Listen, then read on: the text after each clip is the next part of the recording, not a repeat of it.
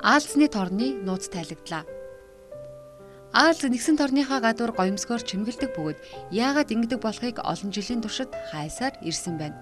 Тэгвэл энэ нууцыг эрдэмтэд саяхан тайлжээ.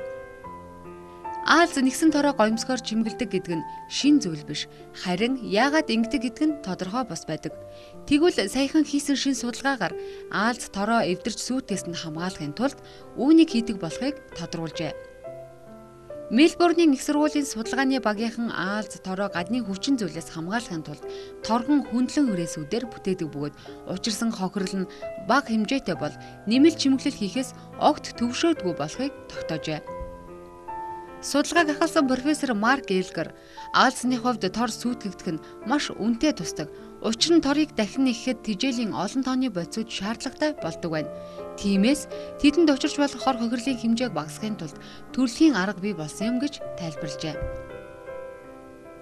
Энэ нь яг л шилэн хаалга цонхыг хүмүүс харалгүйгээр мөргөхөөс болгоомжилж тууз бэхэлдэхтэй адил зүйл.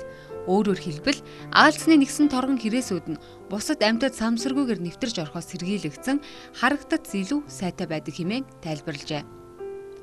Аалз торндоо торгон чимэглэл хийдэг гэдэг нь бараг 100 жилийн өмнө мэдэгдсэн боловч яагаад ингэдэг болох нь хэдэн 10 жил маргаантай сэдв байсаар иржээ. Харин тэдний судалгаа нь энэ асуултанд хариулт өглөө хэмээн эрдэмтэд үзэж байна.